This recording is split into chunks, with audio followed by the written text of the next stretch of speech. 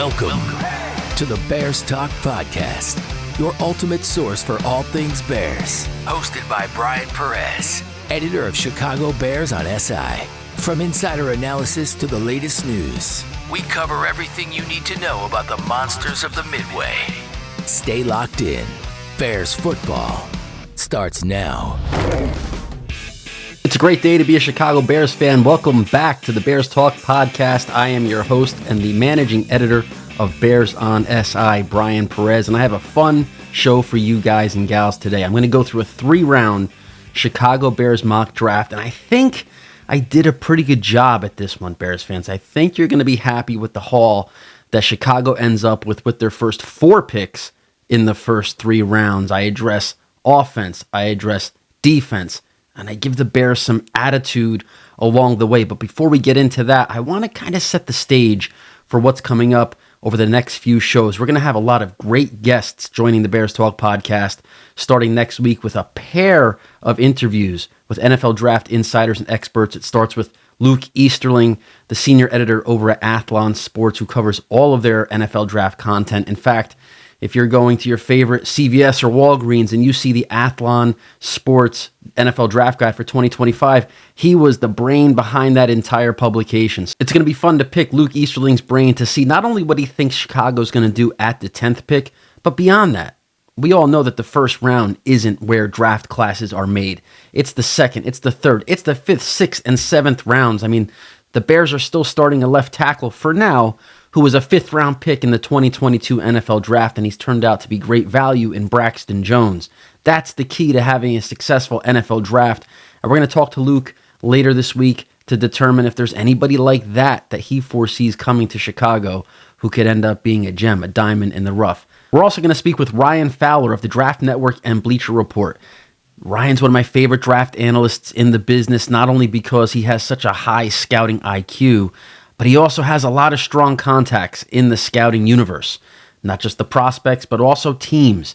He'll give us some really good insight into how the first-round landscape is shaping up, not only for the picks before the Bears, but the league in general. It's fun to get a bigger picture overview of the NFL Draft, go outside the Bears bubble a little bit, and that's what Ryan's going to bring us. And then in a couple weeks, we have Jeff Risdon joining the show. Jeff is the managing editor of Lions Wire, and while I know that might send chills up your spine that we're going to have a Detroit Lions guest on the show, I do think it's important. What are the Detroit Lions? What's that universe thinking about the Chicago Bears as we enter this 2025 NFL Draft after what's been such a productive offseason in Chicago, retooling the offensive line, adding some more weapons for Caleb Williams, beefing up the defensive line? Is Chicago viewed as positively outside of Bears Nation as they are inside of Bears Nation? And Jeff is a real honest guy. He's a fun interview. He's going to be a good chat in a couple of weeks as well. So make sure you're subscribed to this channel. Make sure you're subscribed on your favorite podcast provider, because this is only the beginning, Bears fans. You know, the NFL Draft is a great time of year. We have a lot of fun talking ball, talking about the next wave of Chicago Bears players coming to the team and hopefully being that beacon of hope to bring this franchise back to potentially Super Bowl contention. It's been a long time since we could say the Bears have been there, but it feels like they're getting closer. So you want to make sure you subscribe to this show so that you can get all the latest news and insights about the Chicago Bears. Make sure you subscribe, you like, you comment, you do all those awesome things, because we are trying to grow this show organically through you guys, the Bears fans. And if nothing would make me happier than to keep growing. So I want to hit to 10,000. I want to hit 10,000 subscribers. I want to hit 20,000 subscribers. I want to go all the way. I want to get that 100,000 subscriber plaque on the wall. Why not, right? Go big or go home. That's what all the best say. So for this 2025 NFL mock draft, I used the Pro Football Focus mock draft simulator, which, in my opinion, is one of the strongest simulators on the market. There's a bunch of them out there. Pro Football Network has a really good one. NFL Mock Draft Database has an awesome one as well. But I'm a fan of Pro Football Focus's analytics. I'm a fan of Trevor Sikkema, their main NFL draft analyst over there. And I think that their rankings, their database of prospects, it's pretty strong, pretty accurate from my own scouting perspective as well. So I decided to use that mock draft simulator to go through this exercise. And look, the Chicago Bears, I feel like the draft class that I ended up with is a very realistic potential outcome for what we could see happen once April 24th kicks off from, unfortunately, Green Bay, Wisconsin. So let's get after it. Here's the mock draft starting with round 1. With the 10th overall pick, the Chicago Bears, believe it or not, land running back Ashton Jeanty. Now, as the days before the draft continue to tick away, I'm starting to lose faith that Jeanty will actually be there at the 10th pick. Not necessarily because anything's changed with the narrative of the draft, but when you look at this year's first round, when you look at the top 5 players in the class, it's impossible not to include Jeanty in that group. He is one of the few true blue grade players, like Ryan Poles talked about from the NFL owners meetings. There's a single digit number of blue chip players in this draft, and there's no doubt that Ashton Jeanty is one of those guys. And just common sense here, the Bears have the 10th pick, so that's a double digit number. As I said in the last episode, the odds that Jeanty, a top 5 prospect in this draft, falls all the way to number 10, and even if he starts to slide, that a team won't trade up to grab him, feels like the odds are much lower than they were maybe just a couple of weeks ago. But in this mock draft, Jeanty does slide to number 10, and I wasted no time clicking draft. Why?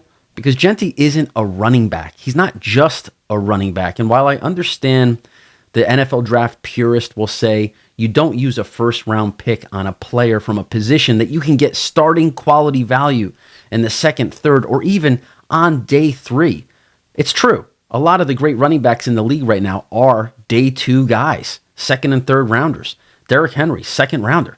I mean, that's probably the greatest 2nd round pick at the position maybe ever. Bears fans are very familiar with success in the 2nd round at running back. Matt Forte was a 2nd round pick. After Walter Payton and Gale Sayers, Matt Forte might be the 3rd best running back in franchise history. He was a 2nd round pick.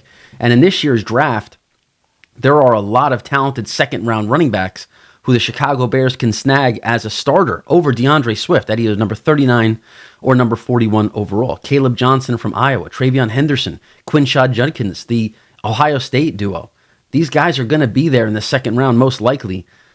So it does maybe give you a little hesitation to use the 10th pick on a running back, but that's not what Jeanty is. He's not a running back. He is the definition of an offensive weapon, a force multiplier, who is going to make the entire offense, Rome Odunze, DJ Moore, Cole Kmet, and most importantly, Caleb Williams, he's going to make all of those guys better strictly because of the attention that the defense has to pay to him. He's not just a DeAndre Swift in the backfield that maybe a safety keeps an eye on him coming out of the backfield, or a linebacker's going to keep an eye on him coming out of the backfield. The defense is not going to game plan to stop DeAndre Swift, which makes Caleb's job much more difficult on a weekly basis. That won't be the case with an Ashton Jeanty in the backfield. Defenses know they're going to have to game plan stopping him almost first and foremost, which would give Caleb Williams an opportunity to make the plays that we know he's capable of making. We saw Caleb Williams make some miraculous plays in 2024, and he was essentially playing with almost both arms tied behind his back, with the offensive line that was absolutely atrocious, and DeAndre Swift, who left a lot of yards on the field. I know there are some DeAndre Swift fans out there who think that he's a little bit better than he's being given credit for this offseason, and I agree. DeAndre Swift is a solid NFL running back. But just look at what happened with the Philadelphia Eagles. 1 year with DeAndre Swift, he was okay. The team was okay. They were a solid offense. Once they leveled up from an okay average starting running back like DeAndre Swift to a special player like Saquon Barkley, that transformed the team from a solid playoff team to an absolute Super Bowl champion. And while Ashton Jeanty, comparing him to Saquon Barkley, might be a little bit rich right now, I'm not saying he's going to be Saquon Barkley. It is fair to suggest he could have a similar impact on Caleb Williams and the Chicago Bears offense. So if you're one of those Bears fans out there who believe in the trenches and want Chicago to go offensive line at any cost in the first round, I hear you. And I do sort of agree that Ryan Poles should finish the job that he started this offseason and grab that left tackle with the 10th pick. I agree that is probably the best football decision the team can make. But sometimes you just have to go off the rails and just take the best player available. And if Ashton Jeanty falls to number 10, there is absolutely no doubt about it. He will be the best player available that the Bears can take. There will be no other player, no offensive lineman, no edge rusher, no defensive back. No one will compare to the value that Jeanty brings. And in this mock draft, he fell to number 10, and I took him. And I think it would be really exciting, and Bears fans would be really fired up if Caleb Williams is turning around and handing off to Ashton Jeanty in 2025 and beyond. And in the second round, the Chicago Bears and the imaginary Ryan Poles in this mock draft, they do go trenches. And this might have been a little bit of a reach on my part with the 39th pick, but I did not feel comfortable with the Chicago Bears leaving the second round without a premier, I wouldn't say premier, but one of the better offensive tackles in this draft class. And they went pretty quick after I selected Jeanty at number 10. There was a run on offensive tackles in the first round, which left Ariante Ursary, the Minnesota Gophers left tackle, a starter of 38 games at left tackle during his college career, a monster at 6'6", 331 pounds, who moves really well at that size. He was still on the board, and while maybe he's viewed as more of a top 50 guy, not a top 40 guy, and that might seem like it's splitting hairs there, but in scouting that does matter. It's a little bit of an overdraft. I still selected him. And I selected him because the Bears cannot go into the 2025 season with the left tackle situation as it currently stands. They cannot have Braxton Jones coming back from a serious leg injury. He's barely walking at this point. I mean, the social media video, you could find it on Bears on SI. It's kind of nerve-wracking seeing him gingerly walk on that surgically repaired ankle. It doesn't seem like a guy who's going to be ready to roll. Even Ben Johnson said at the NFL owners meetings that Braxton Jones is likely to start the season limited. The training camp, I'm sorry. He's likely to start training camp limited, probably physically unable to perform. I mean, that's almost a guarantee. And then you have Karan Amagaji behind him. I mean, look, I am all for developing players. I am all for letting the guys like Karan Amagaji, who came from a small school, Yale, arguably the biggest jump players can make is from the Ivy League to the NFL. And it would be pretty unfair to say that he's not a dude after one season, a couple of exposures in the league where he did get rocked, but he needs time to develop. He came to Chicago as a developmental player, and that's what the Bears should give him, is another season of pure development. But that means the Bears have to add somebody else who could step in and play right away. And that's who I think a guy like Ursary could do that. As a left tackle with all that starting experience, he's got the size, he's got the traits. He's kind of like the opposite of Braxton Jones from a stylistic standpoint. He's a powerful guy at the point of attack, where Braxton is a little more athletic, doesn't have as much sand in the pants, can get bull rushed, kind of jeopardize the pocket integrity a little bit. Ursary's a little different. Ursary's a big man with a lot of power and a lot of strength. And I think if you add him to the offensive line depth chart, even if the plan is for Braxton Jones to begin the season as a starter, see how he fares. I mean, he's going into a contract year. I don't know if he's done enough during his soon-to-be 4 years in Chicago to sign him to the kind of obvious contract a starting left tackle is going to command. So if you kind of ensure that position with Ursary and a developing Amagaji, you're going to be okay moving forward, not just in 2026 and beyond, but even in 2025, where a guy like Ursary can step in right away, day one. He could be a starting left tackle in the NFL. Maybe not as much upside as an Armand Membu or even a Josh Simmons from Ohio State, but he's close. And he's a guy that at number 39, I almost feel like at that point, need will overtake value. And even though Ursary has value there, he's definitely a mid-second rounder, no doubt about it. Pushing him into the top 10 picks in the second round, I think, is a worthwhile, quote-unquote, reach for the Bears to make, especially if they went luxury sports car in the first round and took Ashton Jeanty. They're going to have to, as I've heard said quite a bit, eat their vegetables in round 2 and make sure they take that offensive lineman. And I think Ursary is that guy. The Bears stick in the trenches with the 41st overall pick and add a defensive player, which is going to happen with one of these first 3 picks. The Bears are not leaving the first 3 rounds without an edge rusher. And in this mock draft at number 41 overall, which again, Pro Football Focus's mock draft simulator had it fall this way, and I think we could see this happen based on the lack of buzz going on throughout the draft world right now. The Bears land Ohio State edge rusher JT Tuimaiolo. Butchered the name. Everybody's going to butcher his name. I'm just calling him JT. And the dude is a stud. 12 and a half sacks last year, 22 tackles for loss, 6'4", 265. He is the absolute perfect hand-in-the-dirt defensive end for Dennis Allen's defense.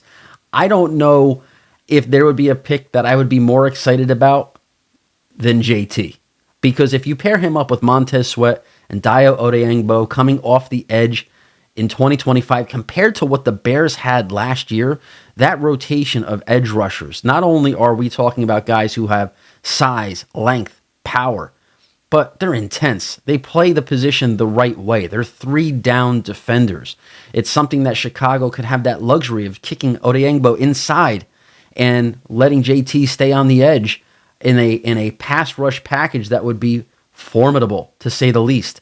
It would be one of the better looking pass rush packages in the NFC North. And that's going from a year where Montez Sweat had, 5.5 sacks in 2025 and 2024, and he was the Bears' leader in sacks. It was embarrassing, the lack of pass rush that they had last year. And, what made it worse was there was so much upside and excitement about that Bears defense and the potential to be a top 10 group. They just completely failed. And whether it was coaching staff, Matt Eberflus just completely lost his way, which became pretty apparent midway through the season. Whatever the reason was, that has to get fixed, and it has to get fixed in the NFL draft. I like Odeyingbo. I think he's a good player. I'm not sure he's a guy that will ever have more than 6 to 8 sacks on his own if he was a 3-down edge rushing presence. I think he might have his best moments as an inside player, an interior pass rusher, which the Bears would be able to do if they land a guy like JT. Again, I'm not going to even attempt to pronounce his last name. I don't want to disrespect the man and his family's heritage there. I'm going to butcher it. Everybody's going to butcher it. JT Tuimaiolo, however it's pronounced, we bring him in the second round, and he becomes an edge rushing force for the Chicago Bears. That would be quite the second round, wouldn't it? Ariante Ursary and JT Tuimaiolo from Ohio State. We got 2 big bodies, an edge defender, a left tackle, after adding the luxury sports car in the first round. When you think about how these 2 rounds broke down, if you're an old school trench guy who wants the Bears to take an offensive lineman in the first round, okay, so let's say they grabbed Will Campbell or Armand Membu in the first round, and they in the second round they take Caleb Johnson. And maybe they get JT as an edge rusher at number 41. Okay, maybe that happens. Is that better than coming away with Ashton, Jeanty, and Ursary and JT? I think Jeanty's obviously the best player that you can get in that trifecta. So you have to be able to kind of go off the beaten path, go with the running back in the first round to be able to land a draft class or draft haul like this, which isn't done yet. In the third round at pick number 72, the Bears land a defensive lineman who I am really excited about. I think this guy is not getting nearly enough publicity. He's not getting nearly enough draft hype. And that's Alfred Collins, a defensive tackle from Texas. Talk about a monster.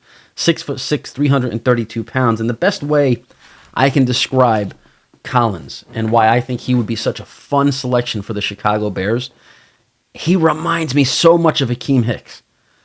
Just his style of play, his body type, the way when he penetrates, he just kind of tracks down the ball carrier, the quarterback, like a grizzly bear. I mean, he's intimidating, he's scary, he's athletic for his size. He doesn't have that incredible box score production of sacks, but he doesn't need that. Disruption, as they say, is production, and he's a guy that would disrupt an NFL pocket, no doubt about it in my mind. And I would love to see the Bears bring a guy like that in, especially after adding Grady Jarrett in free agency, who we know, 32 years old, coming off of a knee injury a couple years ago, probably not the player he once was, but as a rotational interior defensive lineman, that true 3-tech, Grady Jarrett's going to pay dividends for the Bears. Along with Jarrett, you have Andrew Billings, you have Jervon Dexter. You need another guy in that mix, another young guy in that mix. Billings isn't the youngest. Jarrett, we just talked about. You take a guy like Andrew Collins and Alfred Collins, you put him into the mix. The Bears are cooking with gas now. I mean, the defensive line, the offensive line, they're cooking with gas. The trenches have been completely rebuilt. in the span of one offseason. And it seemed like an impossible task for Ryan Poles. It seemed like it would be impossible for Ryan Poles to be able to reconstruct the offensive line in one offseason. But after this mock draft, look what we have. You have Darnell Wright at right tackle. To me, he will be one of the premier right tackles in the NFL in the not too distant future. The interior offensive line, because of free agency and trades, Drew Dahlman at center, Joe Thuney, Jonah Jackson at guard. You tell me a better trio going into the season in the NFC North. Okay, Detroit Lions, fine, but the Bears have suddenly entered the chat. Left tackle, Ariante Ursary added to a group that includes Braxton Jones. You now take a position that is viewed as the question mark of the offensive line, and you turn it into something with upside, which is all you can really do, all you could really ask for in the NFL draft is bring in players who can make your team better, and Ursary is that guy. And on defense, the offseason started with Montez Sweat and nothing at edge rusher. And now, after free agency, adding Dayo Odengbo, and in the draft, adding JT Tuiamalo in the second round, now you go from having nothing opposite of Montez Sweat to having two really exciting ballers at edge rusher with diverse skill sets, plus the whole Grady Jarrett factor as well. I mean, that's one offseason. We're not talking about something Poles has done over the last couple of years. That's one offseason. We have seen that kind of upgrade and improvement on this team. Not to mention the sports car in the garage with Ashton Jeanty as the first round pick. When you kind of put it all together, when you put the pieces of the puzzle all together, that's what makes the Jeanty pick make sense. Because it's not a first round pick on a running back. It's a first round pick being the ribbon on the entire offseason that Ryan Poles has put together here. He has invested in the trenches, and he can invest in the trenches in the second and third rounds. You're not getting Ashton Jeanty anywhere but a top 10 pick. You're not getting an Ashton Jeanty in free agency. You're not getting an Ashton Jeanty in the third round. But you can get those other pieces like he has done. I mean, he added Joe Thuney, a Hall of Fame guard, to the roster. He added Drew Dahlman, the top available free agent center, to the roster. Jonah Jackson, who's not that long removed from a Pro Bowl guard. I mean, he has done everything he needs to do as a general manager to make the Ashton Jeanty pick possible. The only thing the Bears need at this point is Ashton Jeanty falling to number 10. I don't know if it's going to happen. I want to know what you guys, all the Bears talkers out there, think. Leave a comment below. Hit me up on Twitter at Bryan Perez NFL. You can hit up our main Twitter account as well at The Bears Talk. We are everywhere you find every social media platform you use. We are, for the most part, there. It's either at Bears Talk or at The Bears Talk. Make sure you're checking out all of our content on Chicago Bears on SI. Bears on SI, baby. We are killing it over there with more Bears content than you could possibly consume. Make sure you head over there and check out all our written content. And again, make sure you like and subscribe to this YouTube channel and our podcast, anywhere you get your podcast. We got to engage in the Bears talk. What do you think of the mock draft? What grade would you give me if I was the Bears general manager? Drop it in the comments below. We're going to be back again with a couple more shows this week with some really cool draft guests and experts, and you're going to want to tune in. It's going to be some really good Bears talk. And until then, Bears fans, bear down. Thanks for listening to the Bears Talk Podcast with Bryan Perez, your ultimate source for all things Bears. Be sure to rate and review us and let us know what you think of the podcast.